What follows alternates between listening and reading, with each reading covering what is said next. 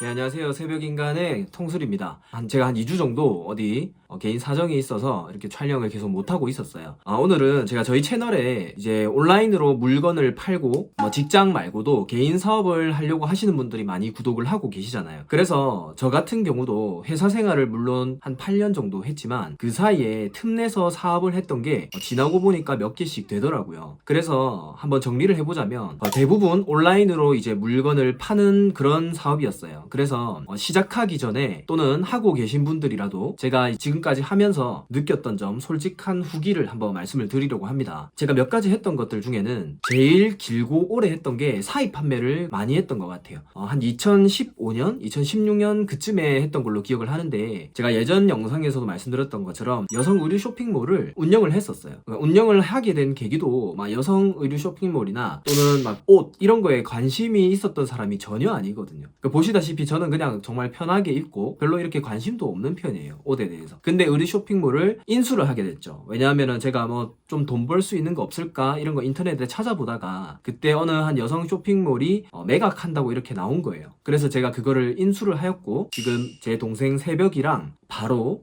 배우기 시작했습니다. 그냥 돈 될 것 같아서 한 거였죠. 옷에는 전혀 관심이 없었어요. 남자 옷도 관심 없는데 심지어 여성 의류 쇼핑몰을 했다고 생각하면 지금 생각해도 너무 막무가내였어요. 하여튼 그렇게 해서 시작을 하게 됐는데, 제가 여기 자료 화면 띄워드리면 여기 이런 이제 두비라는 여성 의류 쇼핑몰을 했었어요. 그때 제가 한 25살 정도였고 실제 고객들 대상은 10대였어요. 10대. 그러니까 너무 저랑 안 맞았던 거죠. 근데 그래도 매출은 인수했던 것보다 훨씬 더 많이 나오긴 했어요. 그렇게 하면서 여성 의류 쇼핑몰을 시작하게 됐는데, 지금으로 생각하면 완전 사입 판매랑 똑같죠. 네, 사입 판매라는 게 물건을 우리가 닫아서 직접 포장하고 배송을 하는 게 사입 판매잖아요. 네, 그런 시스템의 한 4, 5년 전 버전이라고 보시면 됩니다. 그때는 이런 스마트 스토어 지금처럼 그렇게 유행이 크지 않았고 거의 독립몰로 많이 했었어요. 각각 사이트마다 독립적인 쇼핑몰이 있었고 거기서 주문을 일으키고 페이스북, 인스타그램 광고, 그리고 그 영향력 있는 모델을 채용해서 광고를 하고 그런 식으로 이제 하는 방식이 대부분이었죠. 그리고 두 번째는 스마트 스토어가 유행하면서 사입 판매를 해보았고요. 그리고 지금은 해외 구매 대행 사업을 본업으로 이렇게 하고 있습니다. 여러 가지를 이렇게 경험을 하다 보니까 이제 막 시작하려고 하는 분들에게 간접 경험이 될 수 있는 이야기를 하면 좋을 것 같다 싶어서 이렇게 먼저 말씀을 드리고요. 개인적인 의견이 좀 담겨 있다 보니까 잘 걸러서 들으시면 좋을 것 같아요. 우선 온라인 상품을 판매를 할 때 이 상품을 소싱을 하고 판매를 할 때 그 상품의 특성을 아셔야 되는데요. 저는 첫 번째로 소싱을 할 때 보는 게 그거예요. 유행성 제품인지 아니면 이게 그냥 계절성 제품인지 그런 거를 봅니다. 근데 이거를 혼동을 하는 분들이 상당히 많은데요. 유행성 제품 같은 경우는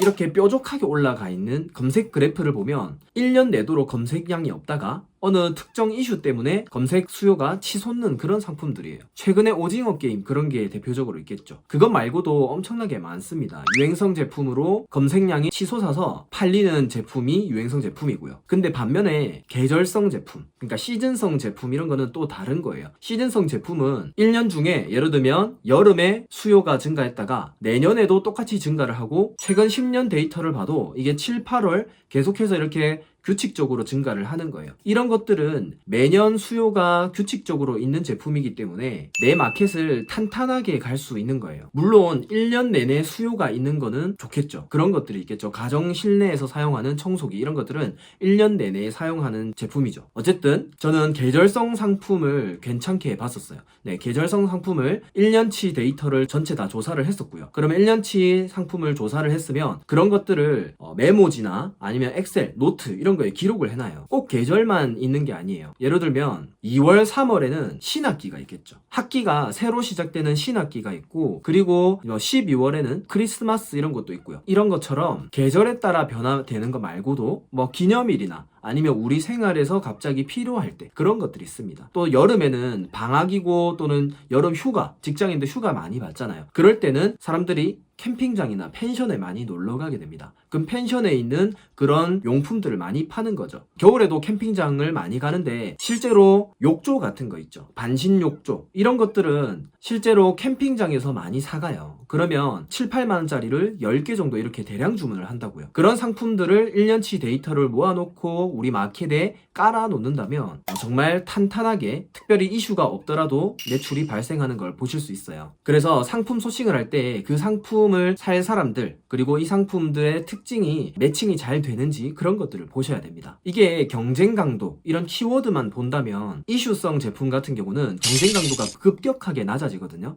왜냐하면 검색량이 급격히 증가하고 판매자는 많이 없으니까요. 하지만 이걸 올릴 때쯤에 이슈가 사라지면서 상품이 전혀 팔리지 않게 되는 거죠. 그래서 상품의 특성, 그리고 구매하는 사람들의 특성, 이런 것들도 보셔야 된다는 겁니다. 그래서 저도 여성 의류 쇼핑몰을 이렇게 운영을 할 때 많이 느꼈던 점이, 옷 같은 경우는 일상용품일 수도 있겠지만 이게 엄청난 유행성이에요. 옷 제품 같은 경우는.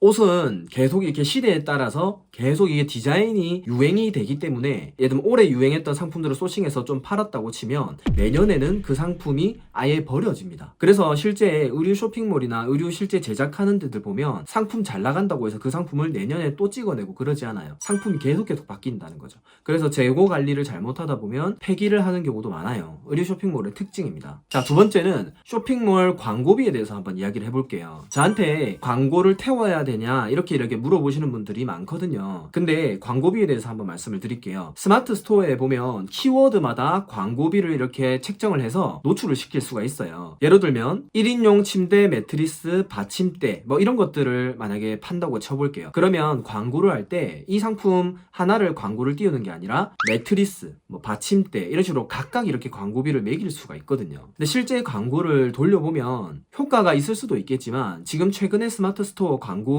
시장을 보면요, 경쟁자들이 광고비를 다 소진시켜 버려요. 그러니까 이 말이 뭐냐면, 내가 침대 매트리스를 팔고 있는데 매트리스라는 키워드에 광고비를 때리잖아요. 그러면 매트리스 상품을 판매하고 있는 판매자들이 뭐 어떤 사람이 광고를 했다 치면 그거를 클릭을 계속하면 클릭당 비용이 빠져버려요. 그래서 실제로 소비자들에게 노출이 되어서 그 광고비가 빠져야 되는데 그냥 경쟁자인 판매자들이 클릭을 해서 광고비가 빠지게 되는 거예요. 그래서 광고비를 10만 원 쓰더라도 정말 한 2시간 만에 그게 다 소모되는 경우가 허다합니다. 실제 그 광고를 하는 업계 사람들은 그걸 다 알고 있어요. 그걸 실제 막으려면 그 클릭 방지 이런 걸 써야 되는데 그게 실제로 막기가 힘들다고 해요. 그래서 저는 처음에 시작하는 분들은 광고를 통해서 파는 거는 비추천해요. 예전에 뭐 한 2, 3년 전에는 그렇게 해서 많이 팔렸어요. 차라리 페이스북이나 인스타그램 광고를 하더라도 그런 쪽으로 하시는 거를 조금 더 추천을 드리고요. 근데 그 광고비 쓰기 전에 앞서서 제가 처음에 시작하시는 분들에게는 꼭 드리고 싶은 말씀이 있거든요. 광고비를 사용하더라도 기본적으로 이런 상품이 누군가에게 팔릴 만한 이유가 있는 그런 셀링 포인트를 알고 있는 분들이 광고비를 쓰셔야 돼요. 그냥 광고비를 쓴다고 해서 팔릴 거라고 생각할 수 있는데 실제로 근데 이 상품을 파는 데까지, 그러니까 소비자들이 돈을 쓰는 데까지에는 그 많은 셀링 포인트가 충족이 되어야 됩니다. 그래서 저는 실제로 사입 판매하거나 할 때는 실제로 이미 유사 상품 판매자들 상품 리뷰를 들어가서 안 좋은 것들만, 별점 낮은 것들만 리스트를 만들어서 소비자들의 니즈를 파악을 했어요. 소비자들의 니즈를 파악을 하고 그런 것들을 보완을 하면서 셀링 포인트를 충족시켰죠. 그러고 나서 광고비를 썼더니 매출이 훨씬 더 올라갔습니다. 그렇게 하지 않고 그냥 내가 봤을 때 이 상품 좋아 보인다, 그렇게 해서 광고비를 쓰면 정확하게 매출액이 나오지 않게 되는 거죠. 더 좋은 전략은 광고비를 쓰지 않아도 팔릴 수 있게 하는 거죠. 그런 것들이 저 같은 경우는 지금 구매대행 사업이라는 곳에 좀 적용을 시키고 있어요. 저는 구매대행을 하면서 광고비를 뭐 여러 가지 테스트 삼아 써본 적은 있지만 실제 매출액 발생하는 데는 광고비를 한 푼도 사용하지 않고 일으키고 있습니다. 네, 그런 것들이 이런 계절성 상품과 또는 키워드, 경쟁 강도, 이런 여러 가지 복합적인 거를 섞어서 상품 소싱을 하고 올린다고 보시면 돼요. 그렇게 하면 실제로 광고비 하나도 안 써도 그냥 상품이 팔리게 됩니다. 그게 또 좋은 전략이 될 수 있습니다. 자, 그리고 사입하고 브랜딩 또는 해외 구매 대행 이렇게 여러 가지 사업하는 방식이 있는데요. 어쨌든 사입 판매를 저도 하면서 매출이 올라가기 전까지는 직접 포장하고 그런 것들을 많이 노력해야 돼요. 그러기 위해서는 정말 회사에서 일하는 그 이상의 강도로 노동을 좀 해야 됩니다. 그런 것들이 감당이 되실 만한 분들은 사입 판매를 진행을 해보시는 것도 괜찮다고 생각되고요. 또 마지막으로 제가 만약에 다시 20대 중반으로 돌아가서 온라인 쇼핑몰을 다시 할 건가 라고 누군가 저에게 물어보잖아요. 그럼 저는